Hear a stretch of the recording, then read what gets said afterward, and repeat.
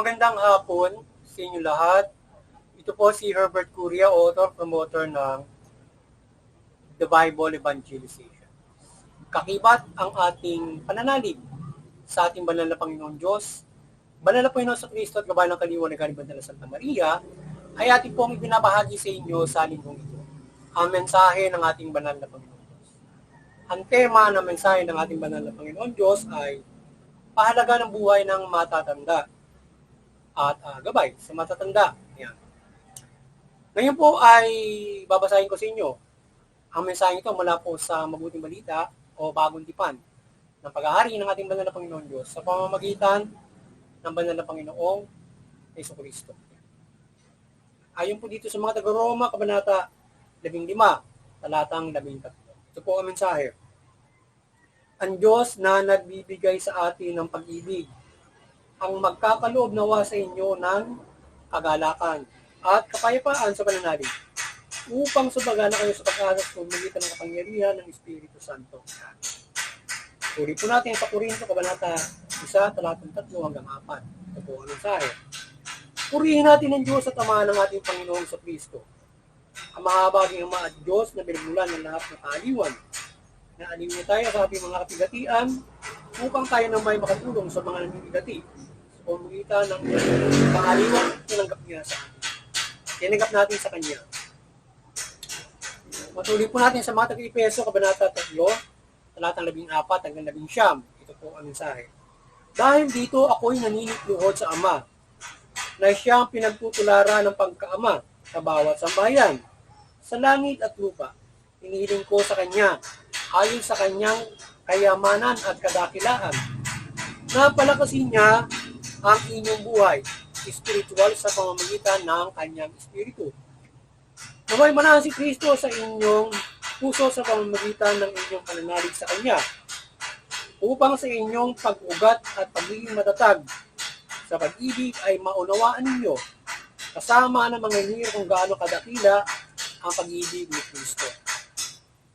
Tuloy po natin sa mga taga-Efeso, Kabanata 5, talatang 18 hanggang 20. Ito po ang mensahe. Huwag kayo maglalasing sapagkat iyay nakasisira ng maayos na pamumuhay.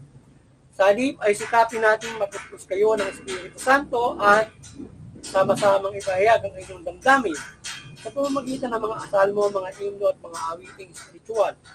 Kayo buong pusong umawit at magpuri sa Panginoon at maging pasalamat sa Diyos at Ama sa lahat ng bagay sa pangalan ng Panginoong Kristo. Tuloy po natin sa mga taga-Pilipos, Kabanata 4, talatang 4 hanggang 7. Ito po ang mensahe. Magalak kayong lagi sa Panginoon. Inuulit ko, magalak kayo. Padamanin niyo sa lahat ang inyong gandahang loob. Malapit ang dumating ang Panginoon. Huwag kayong mabalisa tungkol sa anumang bagay sa halip ay hingin ninyo sa Diyos ang lahat ng kailangan sa pamamagitan ng panalangin may pasasalamat. At imalirip na kapayapaan ng Diyos ang mag-iingat sa inyong puso at pag-iisip sa pamamagitan ni Kristo Jesus. Yan. Ito po ang mensahe salita ng ating banal na Panginoon Diyos. Yan, ating pong pasalamatan ang ating banal na Panginoon Diyos, banal na Panginoon sa Kristo, banal na Espiritu Santo, at gayon din po ang banal na Santa Maria. Maraming salamat po, banal na Panginoon Diyos, banal na Panginoon sa Kristo, banal na Espiritu Santo, at banal na Santa Maria. Ngayon naman po ipaliliwanag ko sa inyo ang mga mensahe ito mula po doon sa tema na pahalaga ng buhay ng matatanda at agabay sa matatanda. Yan. Nais pong ibabatid sa atin ang ating banal na Panginoon Diyos sa pamamagitan ng inihayag, ipinangaral at igilabay sa atin ang banal na Panginoon sa Kristo na yung mga matatanda ay kayo ay patuloy na magkaroon ng malaking pag-asa. Paigtingin ninyo ang inyong pamumuhay spiritual. Sa gayon ay ito ay magdudulot sa inyo ng paigtingin niyo ang inyong pananampalataya upang magdulot at ito ay magdulot sa inyo ng kagalakan at kaaliwan. At kayo ay patuloy na ginagabayan ng ating banal na Panginoon Diyos sa pamamagitan ng Espiritu Santo upang pumigting ang inyong pananampalataya, ang inyong spiritual na pamumuhay, at magkaroon kayo ng kaaliwan dito sa pananampalataya sa Panginoon Diyos sa pamamagitan ng banal na Panginoon sa Kristo. Kaya kayo ay magkaroon ng kagalakan sa ating banal na Panginoon Kristo sa pagtupad ng mabuting balita.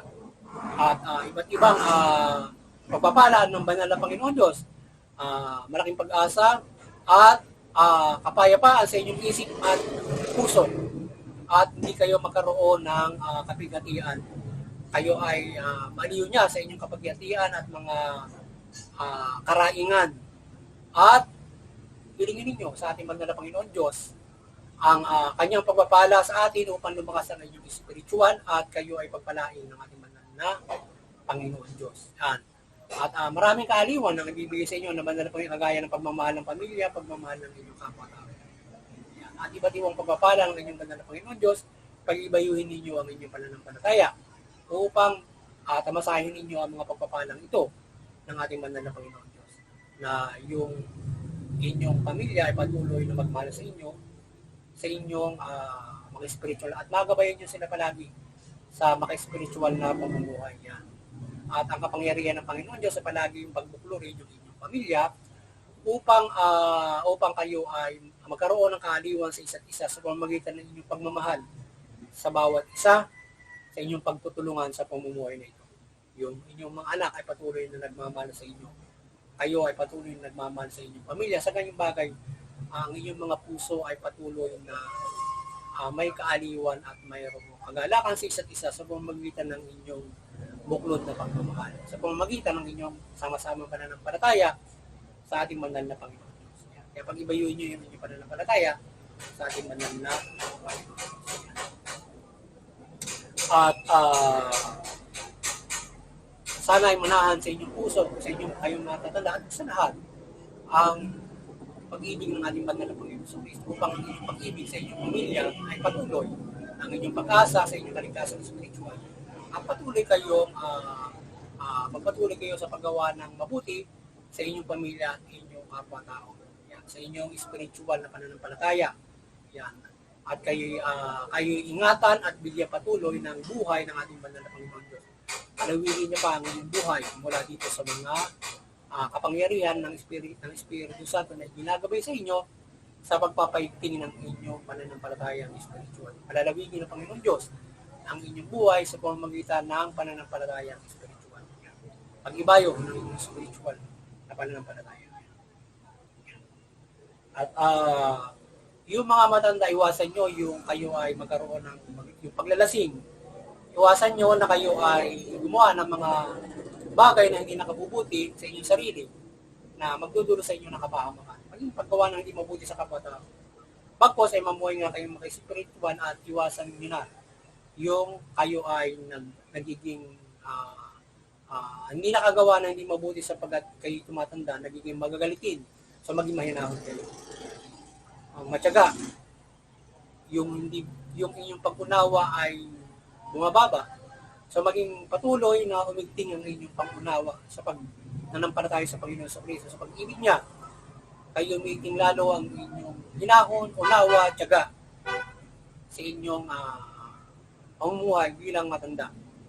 Yung mga lalaki, yung mga babae, iwasan nyo yung paglalasing na nakapipinsala sa pamumuhay nyo para masira yung pamilya nyo kung kayo ay maglalasing. Kung kayo ay nagdudulot ito ng away sa pamilya, nagdudulot ito ng hindi mabuti financially, lalo. Kaya, kung maging kagalakan ninyo ay hindi ang paglalasing, kundi ang pananalangin may pasasalamat, ang magandang pamumuhay ng pamilya, pagmamahalan, pagkakaisa sa pananampalataya sa Panginoon. Maging yun ang kagalakan ninyo at hindi yung paglalasing, material na bagay. Kundi, lalo na kung tayo ay tumatanda na, ang maging kagalakan natin ay ang pananampalataya sa Panginoon Diyos at pagmamahal sa pamilya. Yun din sa kapwa. Ang pag-iba yung paggawa ng mabuti, pamilya, kapwa-tao. Pagmamahal natin sa pamilya at kapwa-tao. Yan ang maging kagalakan natin, ang pananampalataya sa Panginoon. Sa gayon, ay lalong lumalaki ang ating pag-asa sa ating kaligtasan spiritual at pagpapalawig sa ating buhay upang tayo lalo pa magkaroon ng kagalakan, kagapay ang ating pamilya. Diba? So, kung tayo ay nagmamahalan sa pamilya, nagbibigay, nagdudulot ito ng katiwasayan sa ating puso at isipan kung magmamahal ang pamilya. Lalo-lalo sa mga balo, yan. na tayo ay nagmamahalan kayo ng inyong pamilya. So, hindi ka nagkakaroon ng ibang kaisipan with the love of your family. Di ba? At dapat ninalagaan sila. Di ba? Yung mga bagay. Kaya, at yung kayong mga matatanda, kayo ay pag-ibayuhin nyo na kayo ay magandang ng mga papuri, pasasalamat sa ating banal na Panginoon. Palagi nyo pasalamatan na kayo umabot sa inyong katandaan na patuloy pa kayo magkakalooban ng Panginoon Diyos ng buhay ng ating banal na Panginoon sa Kristo. Kaya lagi nyo pasalamatan ng pang-araw-araw ng buhay na yan. At ligtas kayo sa lahat ng uri ng kapahamakan. Ligtas kayo sa lahat ng uri ng mga sakit na maaaring kuminsala sa inyong katawan. Palagi nyo ipanalangin ang mga bagay na makapaglulod ng mabuti sa iyo sa pamilya. Panalangin mo palagi yung pamilya mo, yung mga matatanda niya.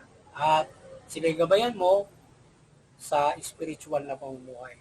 Pag ibayo mo nga ng spiritual na pamumuhay, gabayan mo ng spiritual na pamumuhay ng pamilya. At iigting ang kanilang pagmamahal sa iyo at ang pagmamahal sa iyong pamilya. Parang nagdudulot na kaligayahan sa iyong buhay sa gabayan ng Panginoon Diyos sa Panginoon. Marami pang iba.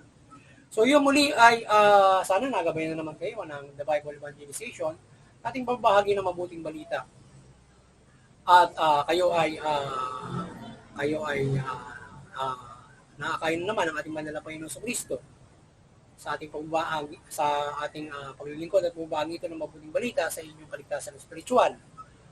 Patuloy kayong makakain ng Panginoon sa Kristo sa inyong kaligtasan spiritual at sama-sama natin bumuhay ng mabuti ayon sa mabuting balita ng kanyang sa ating pananampalataya sa Panginoon Diyos. Yan.